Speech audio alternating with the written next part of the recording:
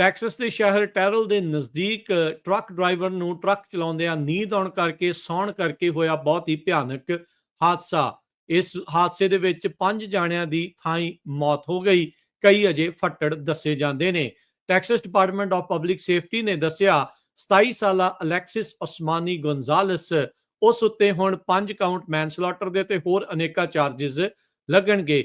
ਇਹ ਹਾਦਸਾ ਵਾਪਰਿਆ ਟੈਕਸਸ ਦੇ ਵਿੱਚ I-20 ਦੇ ਉੱਤੇ ਉੱਥੋਂ ਦੇ ਲੋਕਲ ਟਾਈਮ 2:40 ਦੇ ਉੱਤੇ ਸ਼ਨੀਚਰਵਾਰ ਨੂੰ, ਜਿੱਥੇ ਗੋਨਜ਼ਾਲਸ ਦੇ ਦੁਆਰਾ ਚਲਾਇਆ ਜਾ ਰਿਹਾ ਜੋ ਟਰੱਕ ਜਿਸ ਵਿੱਚ ਇਹ ਸੌਂ ਗਿਆ ਸੀ, ਉਸ ਨੇ ਪਿੱਛੋਂ ਦੀ ਜਾ ਕੇ F-150 ਪਿਕਅਪ ਟਰੱਕ ਦੇ ਵਿੱਚ ਟੱਕਰ ਮਾਰੀ।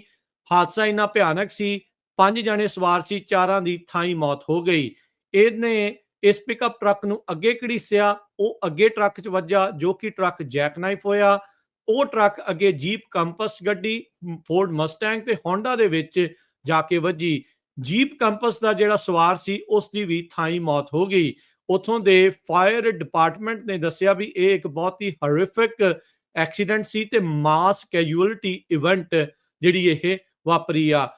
ਜਿਹੜਾ 5ਵਾਂ ਜਣਾ ਸਵਾਰ ਸੀਗਾ ਪਿਕਅਪ ਟਰੱਕ ਦੇ ਵਿੱਚ, ਉਸ ਨੂੰ 에ਅਰਲਿਫਟ ਕੀਤਾ ਗਿਆ ਤੇ ਅਜੇ ਵੀ ਉਸ ਦੀ ਸਥਿਤੀ ਕ੍ਰਿਟੀਕਲ ਦੱਸੀ ਜਾ ਰਹੀ ਆ। ਮਰਨ ਵਾਲਿਆਂ ਦੀ ਅਜੇ ਤੱਕ ਸ਼ਨਾਖਤ ਨਹੀਂ ਹੋ ਰਹੀ ਤੇ ਇਨਵੈਸਟੀਗੇਸ਼ਨ ਇਸ ਕ੍ਰੈਸ਼ ਦੀ ਚੱਲ ਰਹੀ ਆ। ਗੋਨਜ਼ਾਲਸ ਨੂੰ ਇਸ ਮੌਕੇ ਕਾਫਮਨ ਕਾਉਂਟੀ ਦੇ ਵਿੱਚ ਹਿਰਾਸਤ ਵਿੱਚ ਰੱਖਿਆ ਗਿਆ ਆ। ਸੋ ਬਹੁਤ ਹੀ ਭਿਆਨਕ ਹਾਦਸਾ ਵਾਪਰਿਆ ਟਰੱਕ ਦੇ ਵਿੱਚ ਉਸਦੇ ਨੀਂਦ ਆਉਣ ਦੇ ਕਰਕੇ।